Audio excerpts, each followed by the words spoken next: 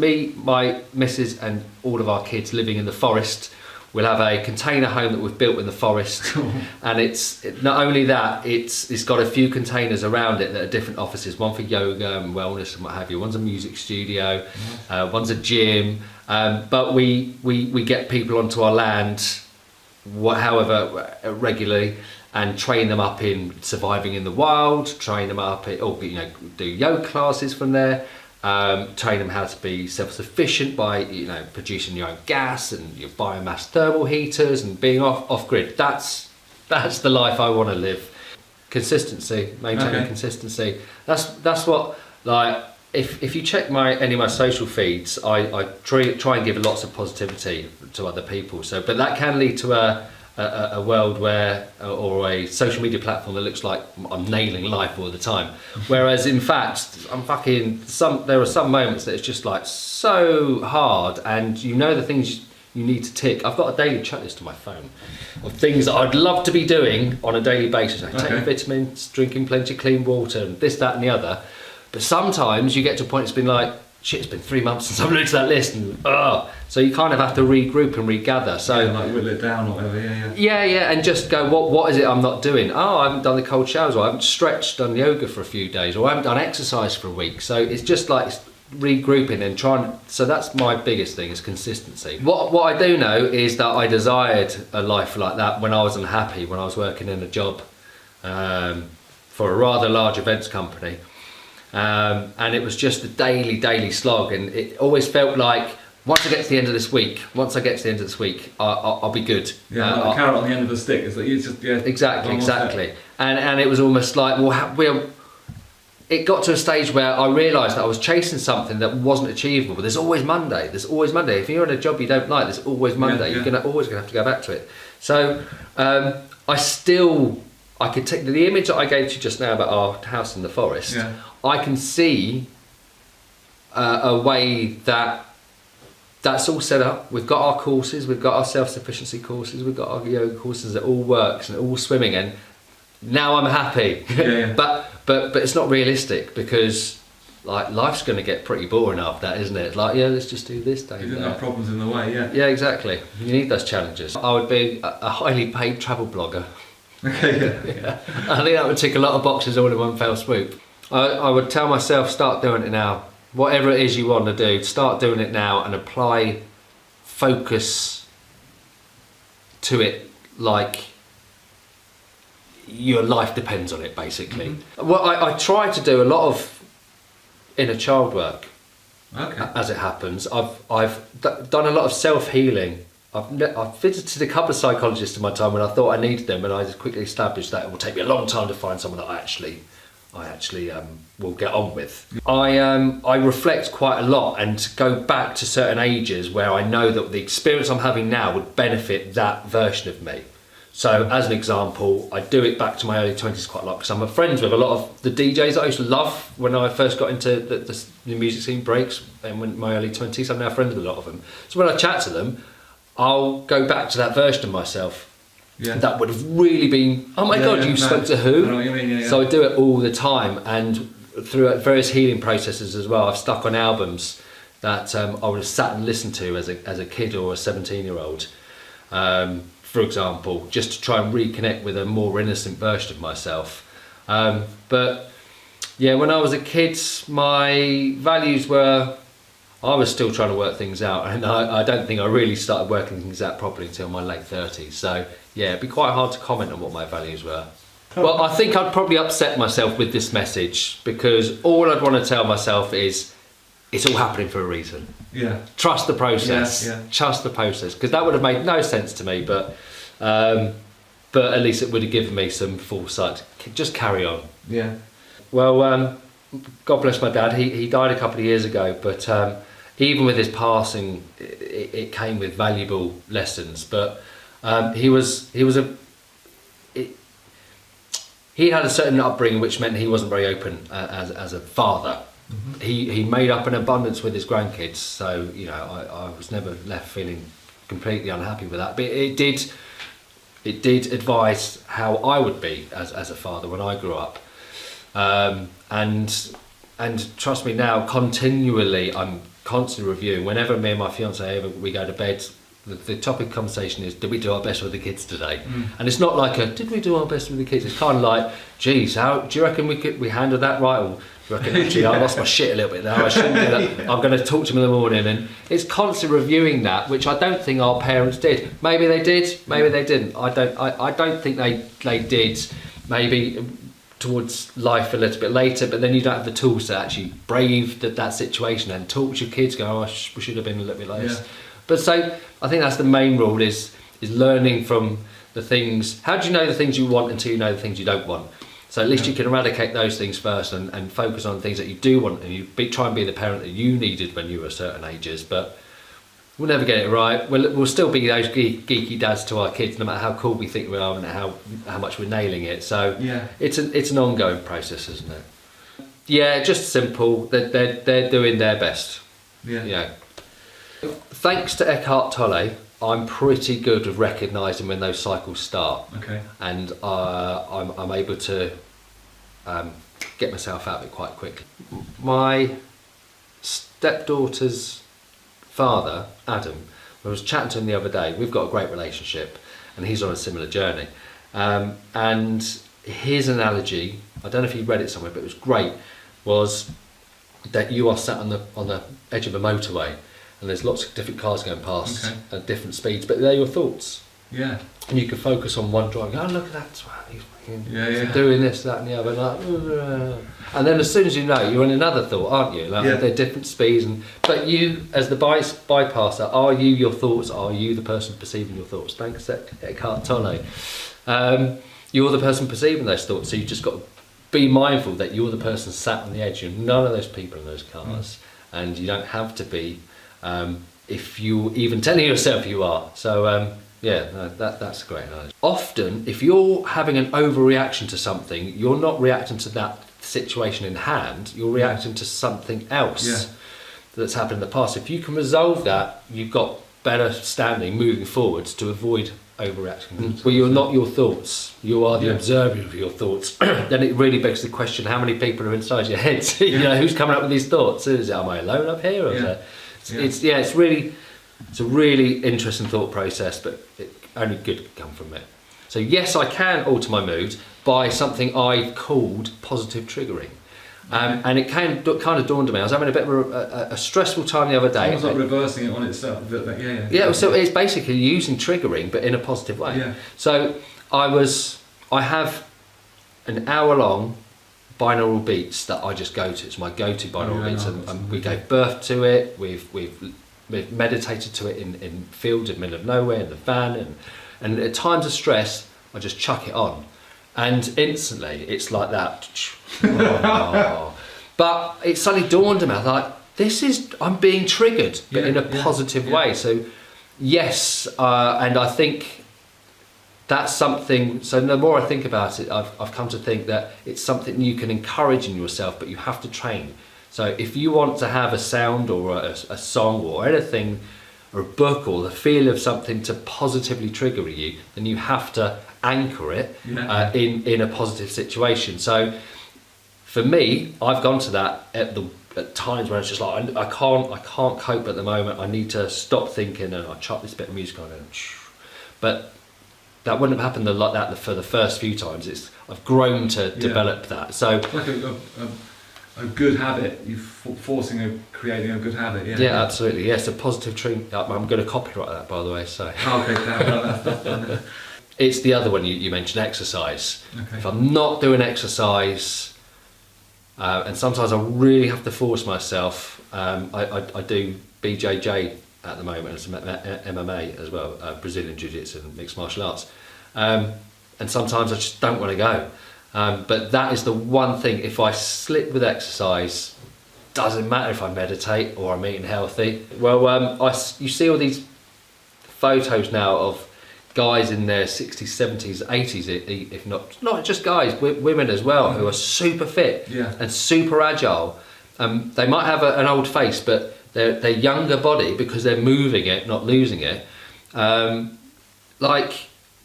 It's that manifesting again. If you're not thinking like an old person, then these people have got the bodies of like strong, healthy 35-year-olds, but Yeah. they're in their 70s and stuff. So it's a lot of mind over matter. So I think exercise, for a long time it was, I'm going to do some exercise, get fit, look good, and then start going down the pub again. But these days it's like, no, I've got to tell my mind, my future mind, that exercise is here to stay. It's going to be the difference between dying young or old. Well, health tips, yeah, absolutely. Not enough people are talking about. We've got a healthcare system in place in this country, but it's not a healthcare system. It's a big drug dealing. Don't get me wrong. There are people that are helped by it, and they'll get certain things that they need, but it's not a healthcare service in the literal sense. There is no doctor that gives you health advice. There is no doctor that tells you proper foods, because it's all mixed up. You've got governing bodies who are trying to throw shade on things that are good for you and try and promote things that are bad for you. So I would say spend a lot of time. My best tips are spending a lot of time what works for you, and spend a lot of time working out what doesn't work for you, and avoid it at all costs. Sugar is in everything, and I slip on sugar all the time. The second cabbage cream, is it? Oh, they got a white one. I'll buy one today, and I've been off sugar for a month. I have that, and the next night I want sugar. Yeah, I'm absolutely terrible with sugar. So sugar is it's not natural in the form that we have it, and it's shoved down our throats, and it's on every checkout. It's brightly coloured, and it's not yet, but I'm trying. I really am trying. Yeah. And when I say I don't want to get to my deathbed and then go, I'm not fulfilling my potential. I hold that judgment over myself now as well. So no, I'm not living up to my full potential right now, but I always want to be, and that means the goalposts are going to constantly change. As soon as I achieve that one goal, then what's the next goal? What's the next goal? And then also that's the key to happiness, I think, is knowing that you're not working to a goal. Your goal is to enjoy your day and enjoy every sort of moment that you can, and not to be setting your happiness over there and aiming for happiness over there. Aim for happiness now, and then accept everything that comes consequentially. Yeah. Yes, I do. And I think I used to get stressed a lot as a kid, and I think I didn't have the necessary tools given to me as examples of how to self-control those emotions. So various things piss me off these days, but my focus really is on not getting pissed off and not responding accordingly.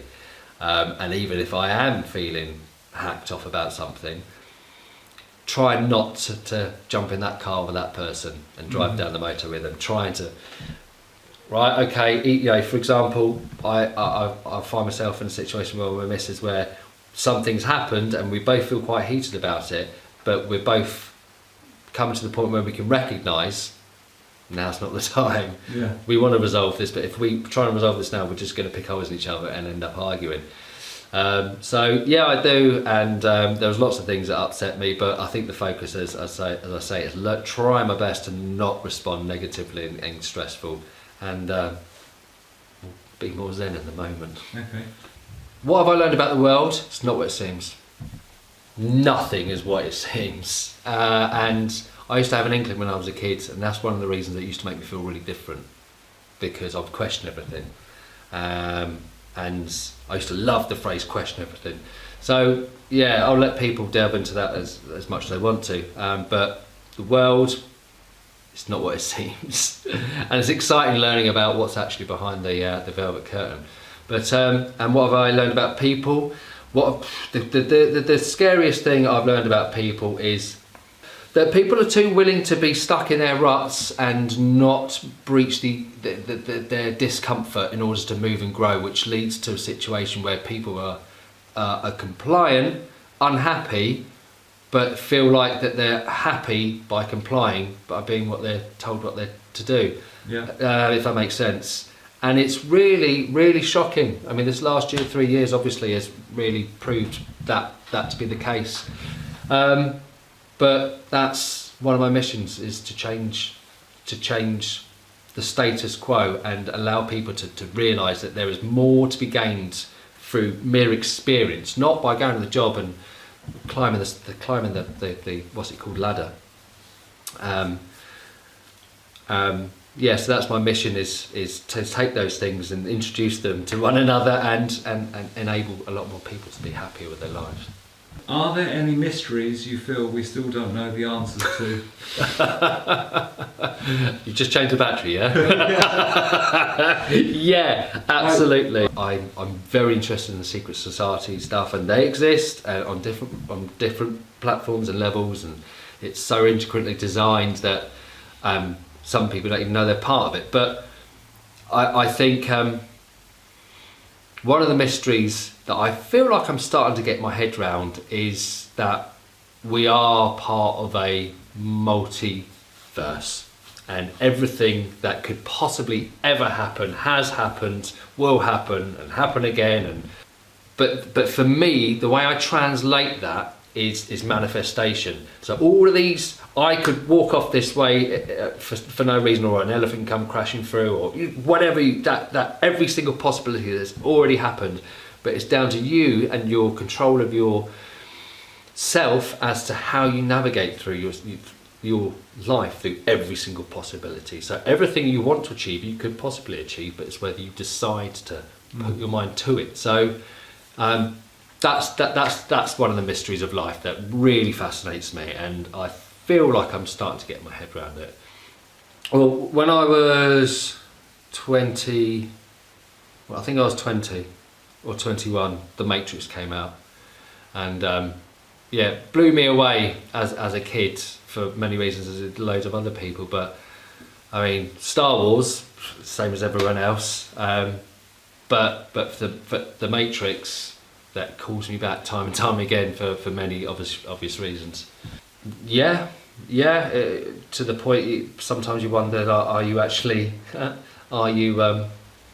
multi-personality? How can I go to bed feeling one way one evening and wake up feeling completely different the next? But that's I think that's more about trying to roll with the punches, isn't it? But I feel like I could be completely different people. Yeah, it's like we've got different roles with different like tasks or jobs in life, and when we meet different people as well and stuff like that, I guess. Yeah, well, I feel, and this is something I've come to the conclusion over the last year or so, being happy with feeling odd as a kid was, as an example, trained me up in many ways, and some of the life experiences I've had, difficult life experiences, have trained me up to be okay with feeling different, and learning that as different as I feel, people gravitate to me. Whenever I meet people, I find it really easy to meet people, even though I'm a bit of an introvert.